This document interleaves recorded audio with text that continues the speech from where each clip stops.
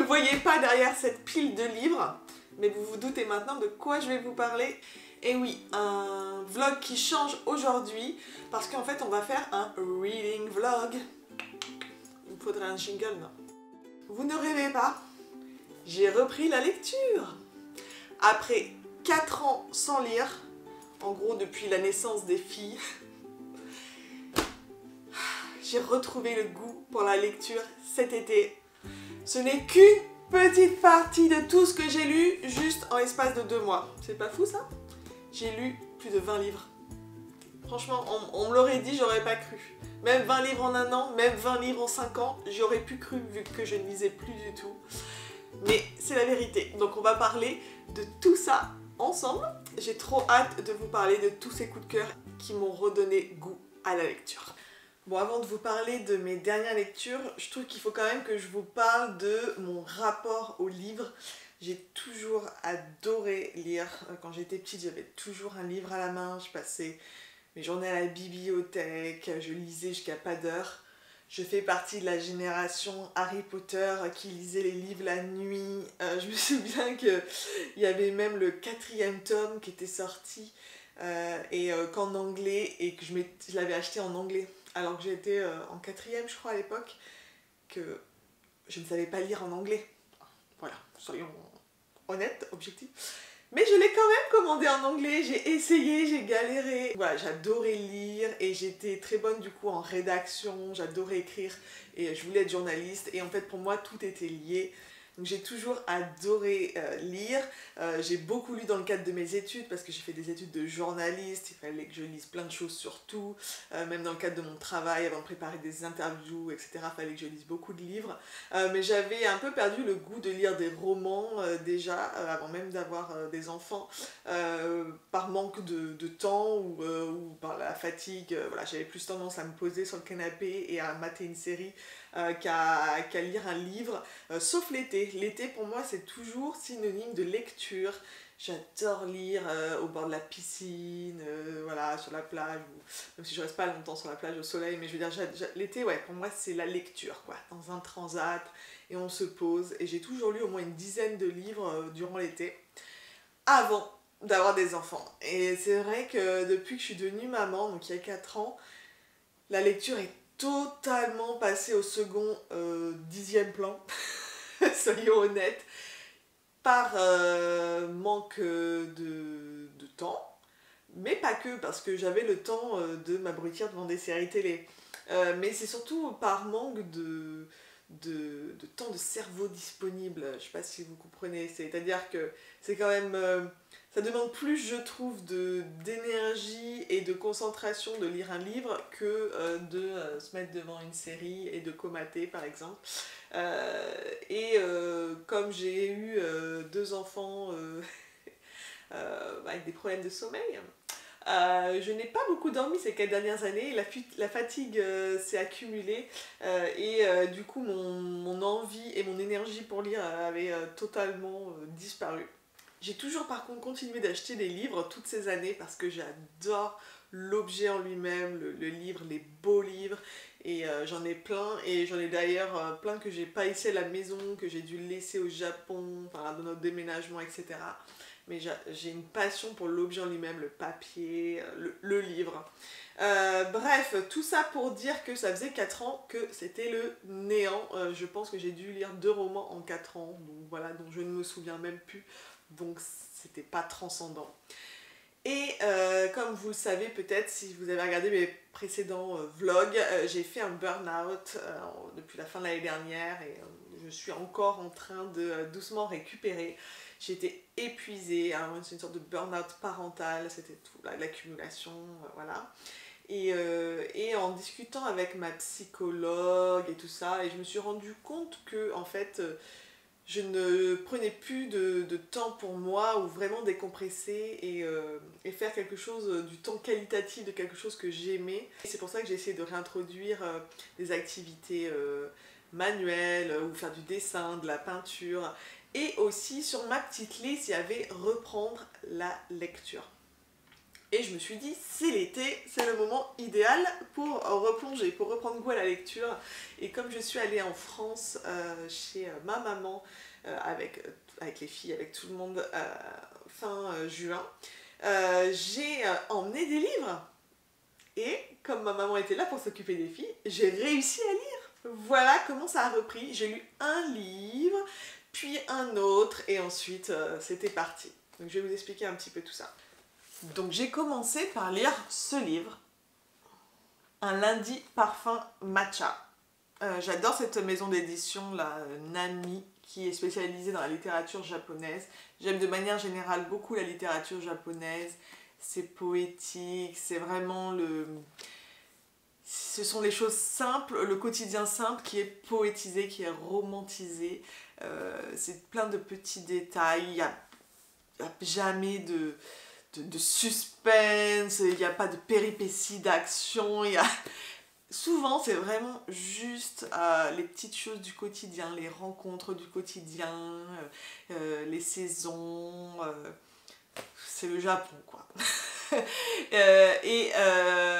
Typiquement les livres édités par Nami procurent ce genre de sensation, c'est des lectures cosy, réconfortantes, qui vont voilà, être super feel good et qui vont vous permettre d'après vous focaliser sur ce qui est beau dans la vie de tous les jours. Même si vous n'êtes pas au Japon, vous pouvez l'appliquer un petit peu chez vous dans votre quotidien. Et donc, un lundi parfum matcha. Qu'est-ce que j'en ai pensé? Alors, c'est pas mon livre préféré au niveau littérature japonaise. La couverture est belle, hein. C'est pour ça que je l'avais pris au début et parce que ça parlait de matcha, vous connaissez ma passion. J'ai eu un petit peu de mal à rentrer dedans au départ. Donc on est sur chaque chapitre, en fait, on est sur un personnage différent, mais ils sont en quelque sorte tous plus ou moins liés. Voilà. Et les premiers chapitres, j'étais là, moi, c'est sympa, mais ça va. Et après, je suis rentrée dedans et j'ai beaucoup aimé la suite du livre. Donc, je pense qu'il faut passer les 30-50 premières pages. En tout cas, moi, ça m'a fait cet effet-là. Et ensuite, j'ai bien aimé. C'était une petite lecture sympathique. Donc j'ai enchaîné ensuite avec L'été de la sorcière. J'avais fait une boîte à questions dans mes stories Instagram où je demandais à mes abonnés de me recommander des livres, que ce soit dans le genre young adulte, action un peu comme Twilight, Harry Potter, etc. Ou des choses un peu, voilà, des livres de la littérature japonaise, dans ce genre-là, des genres que je sais que j'apprécie. Et donc on m'avait recommandé plusieurs fois celui-ci, L'été de la sorcière. Et alors là, coup de cœur. Coup de cœur. J'ai adoré, j'ai pleuré. Alors je ne veux pas spoiler et je ne spoilerai aucun livre ici. Soyez-en sûrs parce que je déteste être spoilée moi-même. Donc vraiment, je ne spoilerai pas. Mais voilà, c'est un livre émouvant qui, si vous êtes sensible, vous fera peut-être pleurer comme moi. J'adorais l'histoire. C'est l'histoire de Mei, une petite fille, une petite japonaise qui va devoir aller passer quelques mois chez sa grand-mère qui est anglaise mais qui vit au Japon depuis des années et qui est pratiquement devenue japonaise. Et elle vit à la campagne très simplement. Elle vit très simplement au milieu de la nature et amène une vie simple, une petite routine, etc.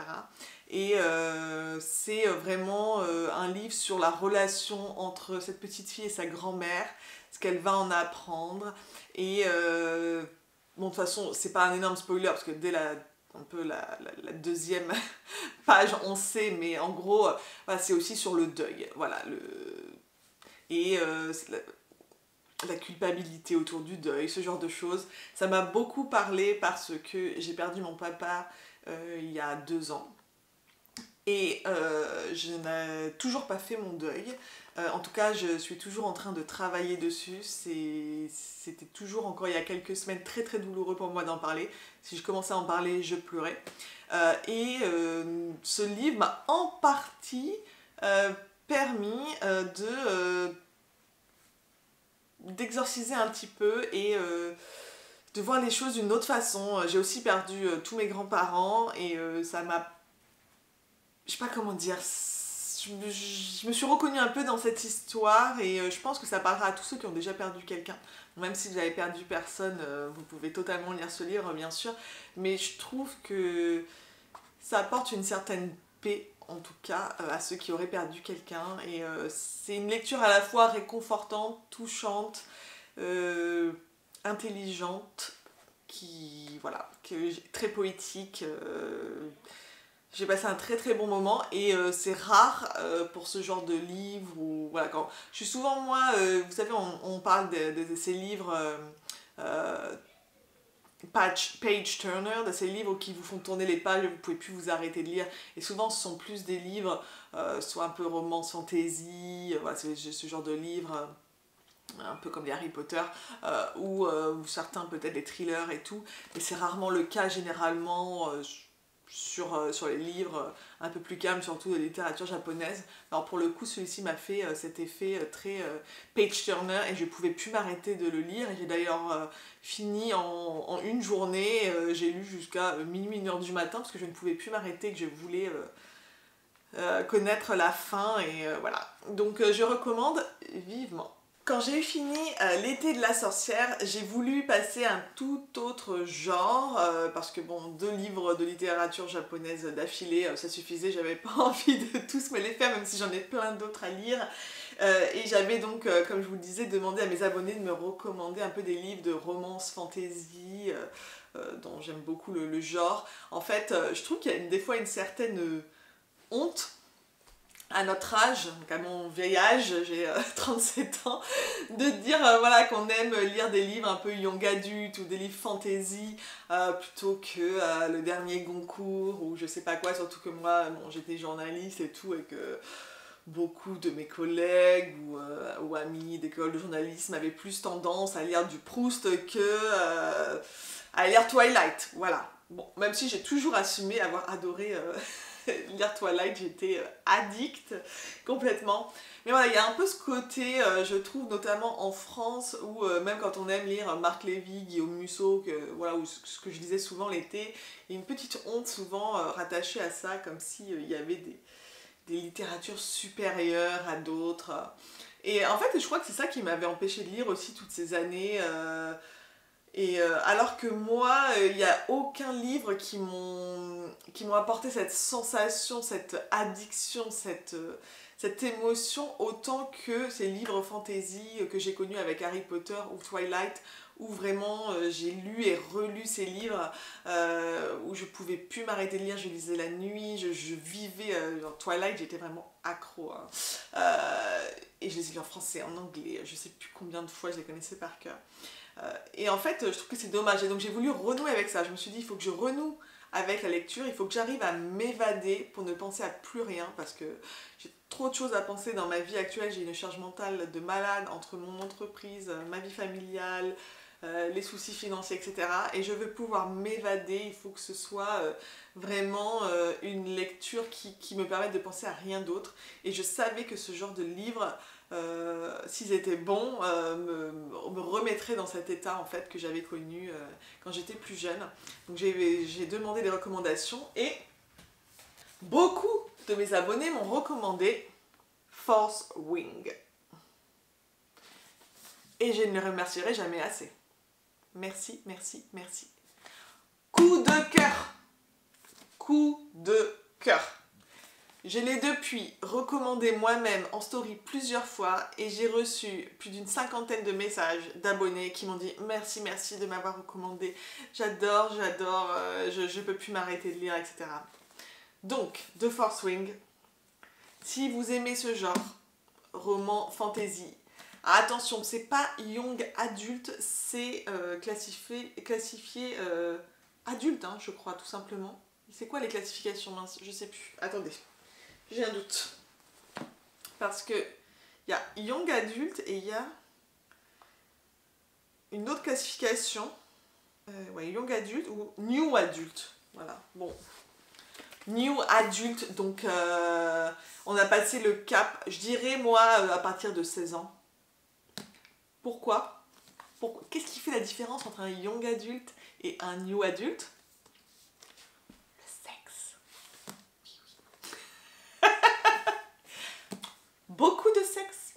et des scènes très explicites. Si vous voyez ce que je veux dire. J'ai une abonnée qui m'a demandé « Ah, mon enfant de 12 ans, il adore les lectures comme ça, Harry Potter, est-ce que je peux lui acheter ?» Non, non. Non, non, non, non, non, non. C'est vraiment très, très, ouais, très, très explicite les scènes. J'étais surprise d'ailleurs, je m'attendais pas parce que je croyais que c'était classifié young adulte. Je connaissais pas vraiment les différences de classification et quand tout d'un coup il y a eu des scènes très, disons-le, très crues, hein, avec en détail, où on détaille tous les actes sexuels et je trouve ça très bien d'ailleurs qu'il n'y ait pas... que ce soit dit avec les vrais mots, qu'on n'essaye pas d'enrober le truc et tout, et voilà, et puis ça c'est très, très excitant. Mais clairement, voilà, ce n'est pas à mettre entre les mains des enfants. C'est très hot. Et je crois d'ailleurs que certains livres maintenant sont classifiés vraiment interdits, enfin, pas recommandés entre 16 ou 18 ans, c'est indiqué clairement ça, parfois. En tout cas, voilà. De quoi ça parle? Parce que là, je suis partie sur le côté olé olé, mais l'histoire de base.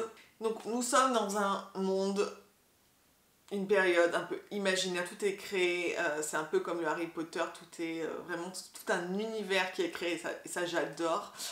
Et dans cet univers, dans ce monde, il y a des cavaliers qui sont liés à des dragons. Et pour devenir cavalier, on doit passer plein d'épreuves. C'est un peu un mix entre Hunger Games et Harry Potter.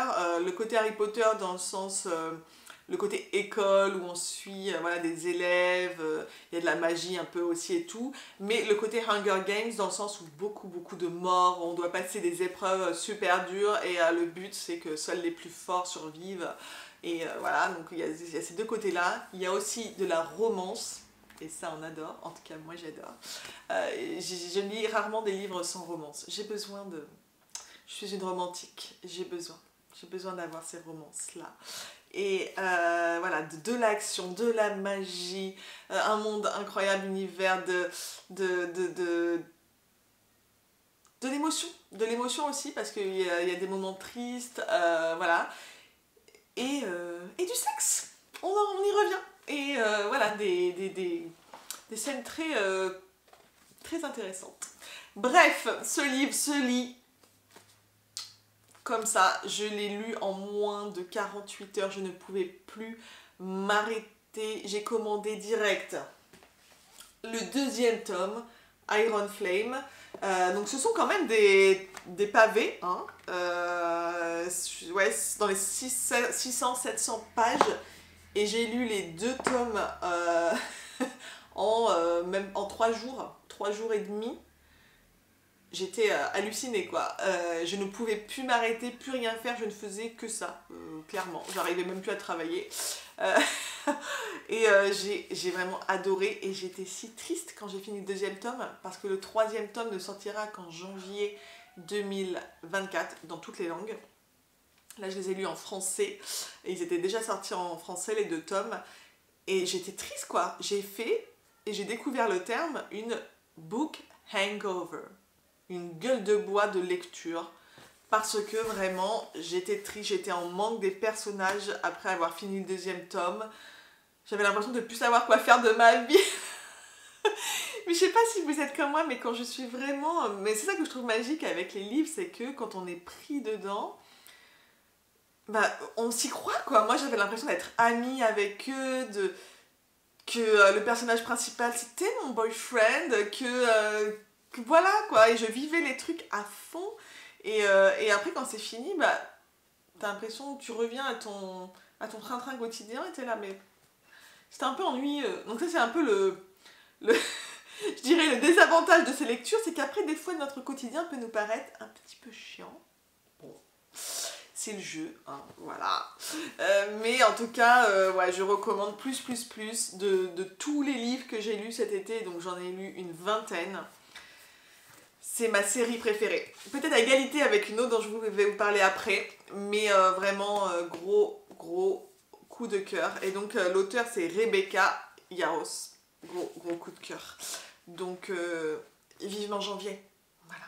Donc alors que j'étais dans ma book hangover, je m'imaginais plus ne plus lire.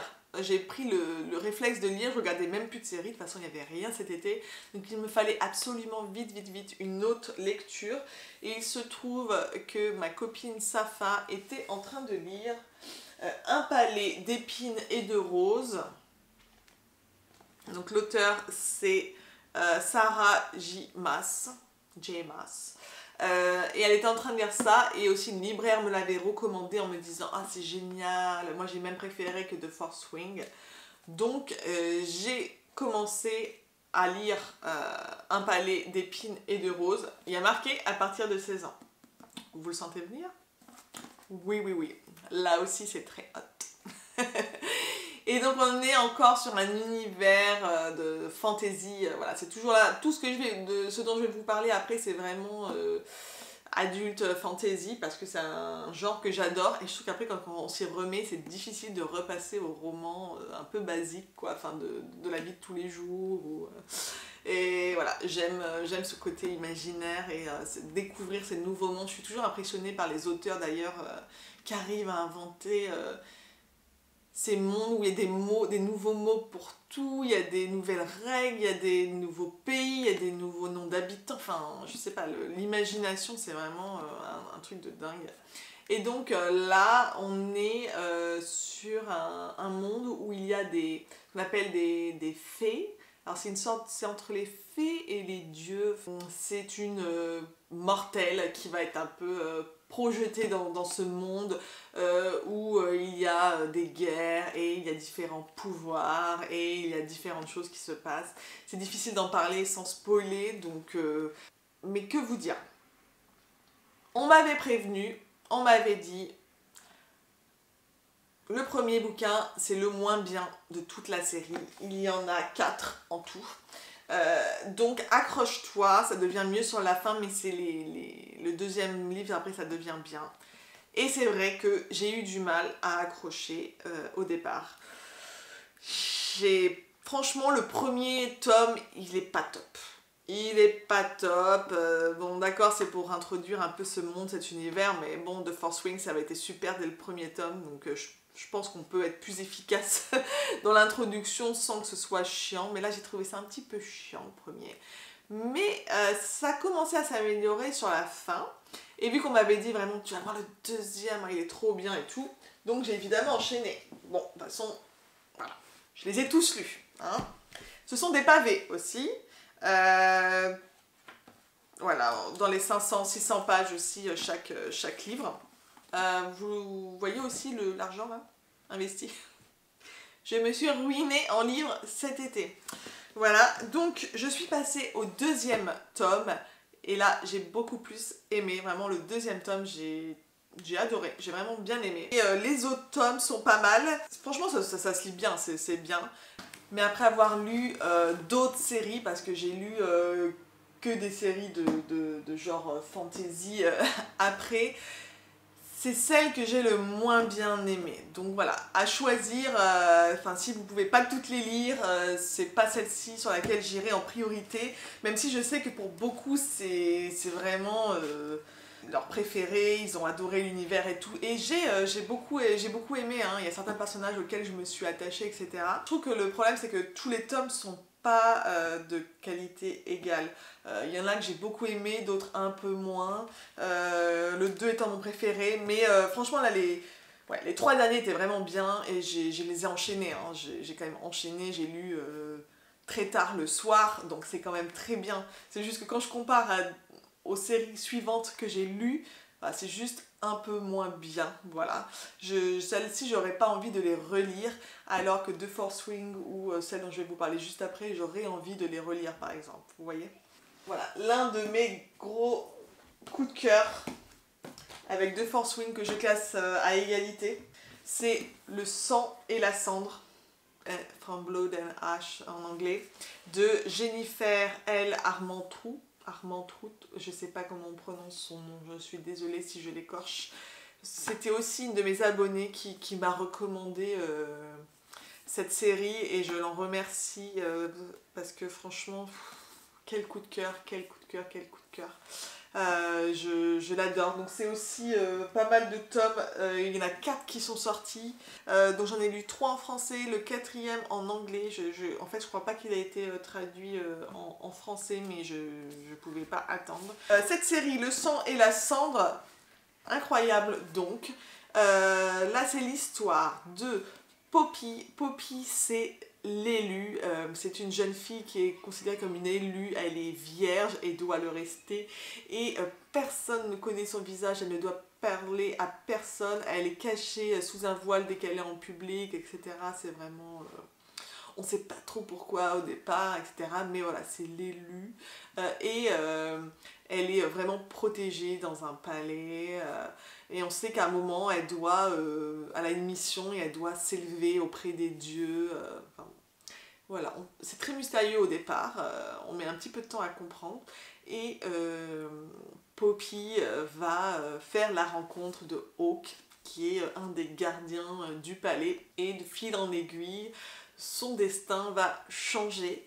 Je ne peux pas trop vous en dire encore pour pas spoiler.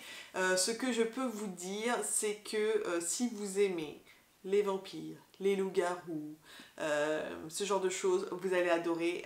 C'est pas explicitement appelé vampire ou loup-garou, il y a d'autres termes, il y a aussi des histoires de dieux. Enfin, c'est encore un monde, un univers très complexe. Très comment dire, très développé, très détaillé, incroyable, fascinant.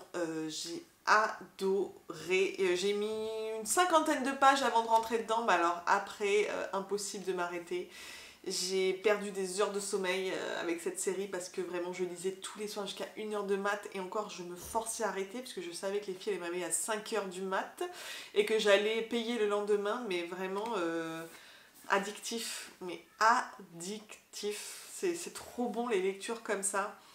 Vraiment, j'adore les personnages. Donc là, 4 tomes de sortie. Le 5e doit sortir aussi l'année prochaine. On n'a pas encore de date précise. J'ai tellement hâte. J'ai tellement hâte. Mais la bonne surprise que j'ai eue quand j'ai fini ces 4 tomes, c'est que l'auteur, un peu en parallèle, a sorti un prequel, donc une histoire qui se situe en amont de celle-ci. Voilà. Et cette histoire-là, je l'ai lue sur iPad. Attendez, je vais chercher mon iPad. Parce que donc j'avais déjà dépensé des centaines d'euros en livres. Les Force Wing et les autres, ils n'existaient pas en poche, donc j'étais obligée de les acheter en gros bouquin, quoi. Donc on est à plus de 20 euros le tome. Ceux-là, l'avantage, là, les trois premiers, ils existaient en format poche, donc 8 euros et quelques, donc voilà, super. Mais après on repassait en mode 20 euros. Et en fait, c'est plus possible, quoi. Donc, j'ai décidé de passer au format e-book à mon grand désespoir, parce que moi, j'adore lire sur du papier, mais bon. Et puis aussi pour un gain de place, parce que franchement, je sais plus où mettre tous ces livres. Et donc, j'ai lu sur mon iPad. Et j'ai lu donc, allons dans ma bibliothèque. Bon... Je me suis rendu compte que ma caméra s'est arrêtée en cours de route alors que je vous parlais, donc je sais plus trop où je me suis arrêtée. Je crois que je vous parlais de La chair et le feu, donc de Flesh and Fire en anglais, le préquel de Le sang et la cendre, qui n'est pas tout traduit en français. J'ai dû lire une partie en anglais. Le titre du premier tome, c'est Une ombre dans la braise. Donc ça, c'est le préquel de cette histoire. Et j'ai adoré aussi, j'ai même peut-être préféré encore que Le sang et la cendre, mais évidemment il faut avoir lu Le sang et la cendre avant, enfin faut tout lire. Vraiment, ouais, j'adore cette série, enfin, j'ai tout lu, il y a 4 tomes, les 4 tomes sont sortis et j'ai vraiment trop adoré. Donc en anglais du coup, je sais pas si vous lisez l'anglais, il faut quand même comprendre, avoir un certain niveau quand même pour pouvoir lire ce genre de livre. Je ne comprends pas pourquoi les maisons d'édition ne traduisent pas tous les livres de Jennifer L. Armentrout, parce que c'est une auteure mais à succès de dingue. Toutes ses séries sont des best-sellers. et il y a plusieurs séries où il n'y a que le premier ou deuxième tome qui sont traduits, je ne sais pas pourquoi, en français. Mais voilà, si vous voulez vous mettre à l'anglais, ça peut être aussi un bon moyen. Mais j'ai trop adoré. D'ailleurs, j'aime tellement cette autrice, qui est devenue une de mes autrices préférées, que je me suis inscrite sur son groupe Facebook. Elle a un groupe Facebook pour réunir tous ses fans qui s'appelle G-Landers, parce que c'est J-L-A, ce sont ses initiales, et Anders à la fin, c'est le nom de ses fans. Et donc c'est en anglais mais ça permet d'échanger en fait, ça crée vraiment une vraie communauté. Est-ce que vous avez compris ça sur la fin? Qui a compris d'où descendait un tel? Mais qui est alors un tel, etc. Enfin en fait il y a plein de... L'univers est tellement riche, complexe, il se passe tellement de choses qu'on peut avoir différentes théories, qu'on peut avoir différentes perceptions, et c'est super intéressant je trouve d'échanger avec les fans. J'adore ce genre de lecture, c'est pour ça que j'aime beaucoup lire des séries, enfin des romans sur plusieurs tomes, comme ça, 4-5 tomes, parce que c'est comme les séries en fait, que souvent je préfère maintenant aux films, ça permet de développer des personnages, d'aller vraiment plus profondément dans leur personnalité, de s'attacher, de détailler des univers, et j'aime trop ça, et donc moi-même je poste sur sur ce groupe Facebook. Et je sais que ouais, à chaque fois j'ai des book hangover et qu'avec les autres fans je peux partager ce sentiment et qui me comprennent, vous voyez. Le sang et la cendre, le prochain tome sort l'année prochaine. Le chair et le feu, c'est tout sorti. Mais l'auteur a sorti une nouvelle série qui est aussi liée à ces deux univers. Donc là, ça s'appelle... Alors, laissez-moi retrouver... Alors par contre, je crois que celui-là, il n'est pas du tout sorti en français. Je crois parce que je le lis en anglais, donc... Parce que si je peux, s'il y a du français, soyons honnêtes, je vais plutôt lire en français parce que c'est quand même plus reposant de lire dans sa langue natale. Après, je déplore souvent les traductions françaises pour avoir lu certains tomes dans les deux langues, ou alors, vous savez, un premier tome en français et l'autre en anglais, c'est quand même... en VO, c'est comme les séries, les films, c'est quand même mieux je trouve, mais bon, c'est moins reposant quoi. Je sens que des fois je suis plus fatiguée à lire en anglais. Et donc celui-ci, la nouvelle série, ça s'appelle Fall of Ruin and Wrath. Pareil, donc en fait alors c'est pas de façon évidente lié quand on le lit. On se dit, ah tiens, peut-être qu'il y a un lien, mais c'est pas... Et en fait, apparemment, ce serait genre, vraiment, ça se passerait vraiment très longtemps avant ces univers-là, en fait, de Le sang et la cendre et de Chair et de feu. Donc, j'ai hâte de voir les prochains tomes pour voir vraiment à quel point ça va être lié. Mais j'ai adoré encore les personnages, elle est trop forte. Franchement, les personnages qu'elle crée, cette auteure, sont ultra attachant, et à chaque fois que j'ai une nouvelle série, je suis là, ah mais en fait c'est lui mon préféré, en fait c'est lui. À chaque fois je les aime tous au final quoi, je suis là, mais ouais, je sais pas, tu t'attaches à ces personnages et t'as envie de les connaître, toi tu regrettes qu'ils soient pas réels, et toutes ces séries là, t'as envie de les voir aussi à l'écran, et d'ailleurs la première chose que j'ai pensé après avoir fini de lire The Fourth Wing, c'était oh là là, mais pourvu que ça sorte en série et tout, et j'ai cherché, et Amazon Prime a acheté les droits, et ils sont en train de faire le casting et tout, donc j'ai trop hâte. Et je sais que d'autres séries avaient été achetées mais c'est pas sorti au final, et je crois que les droits ont été achetés mais qu'au final il n'y a jamais eu de casting. C'est bien dommage parce que ça c'est typiquement le genre de bouquins qui peuvent s'adapter et que ça fait des super séries quoi. Même s'il y a toujours des fois des déceptions, mais moi je suis sûre que ce serait super. Et alors, dernière série dont il faut que je vous parle.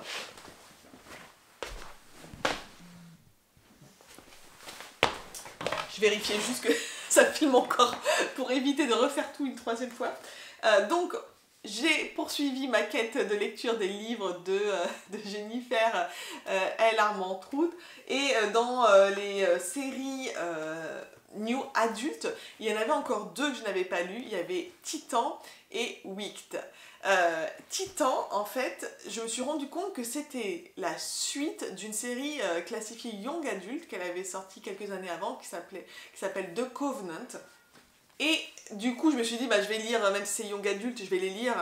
Et bon, franchement, ils sont super. Et eux, ils existent tous en français. Donc là, il y a 1, 2, 3, 4, 5... Il y a 6 tomes de Covenant. Si vous voulez commencer le premier, le titre, c'est Démon suivi de sang mêlé. En fait, Démon, c'est un petit... elle appelle ça 0,5. C'est qu'en fait, c'est un tout petit livre qui pouvait se lire avant le premier vrai tome. Et là, ils sont réunis les deux dans ce tome-là. Cette série Covenant est vraiment super, super. En montant ce vlog, je me suis rendu compte que j'avais oublié de vous parler de l'histoire de Covenant. Donc la voici. Sur une île au large de la Caroline du Nord vivent les hématoi, des individus au sang pur et au pouvoir divin capables de maîtriser les 4 éléments. Ceux dont la lignée a connu un métissage sont contraints de choisir leur destin, intégrer le corps des sentinelles du Covenant pour chasser les démons ou être réduits à la servitude. De retour depuis peu au Covenant pour des raisons qui lui appartiennent, Alexandria n'a pas le choix.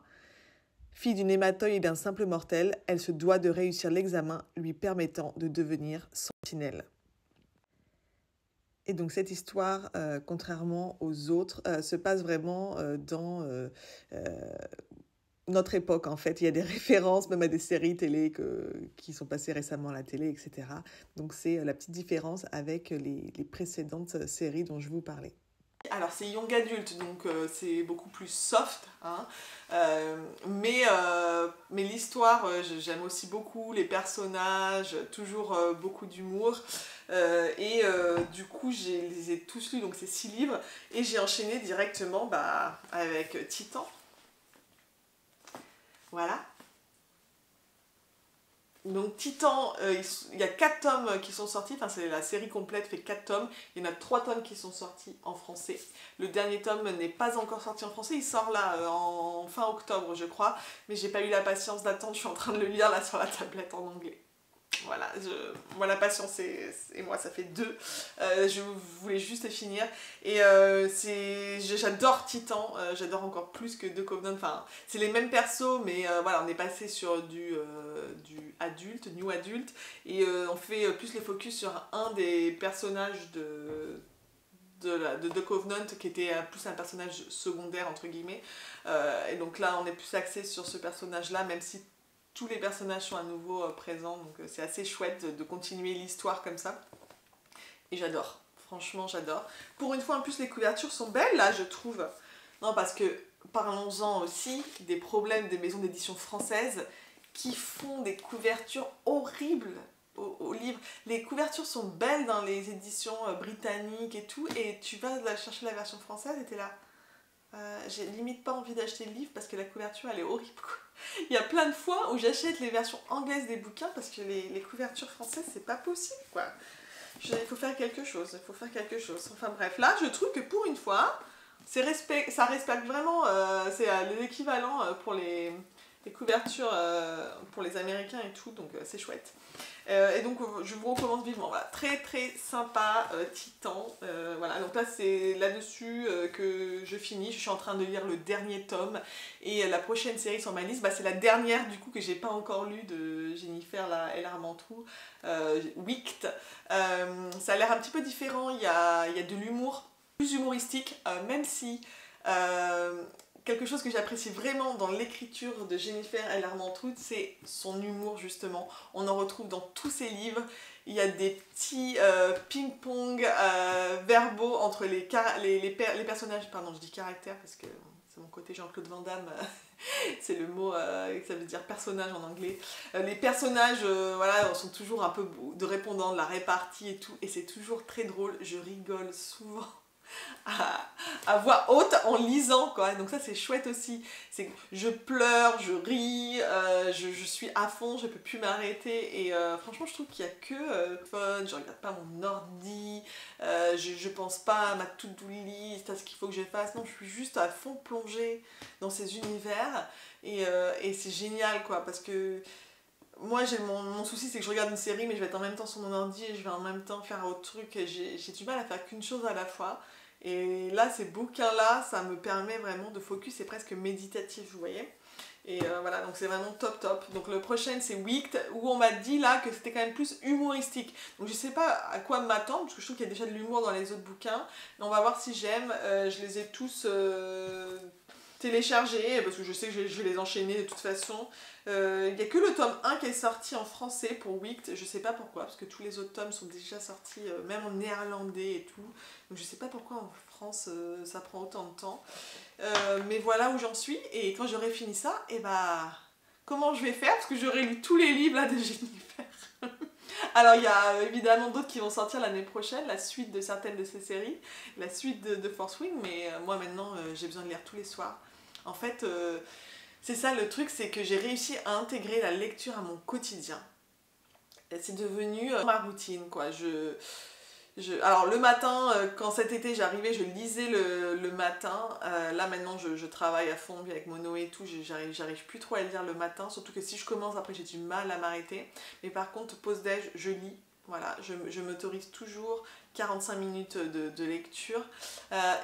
Ensuite, une fois que j'ai couché Lilamé, mon nouveau petit rituel, c'est que je lis. Soit je prends un bain, je lis dans le bain, soit je me pose sur mon lit dans la chambre et je lis pendant que Chou s'occupe de Lily Rose et finit de la mettre au lit et tout.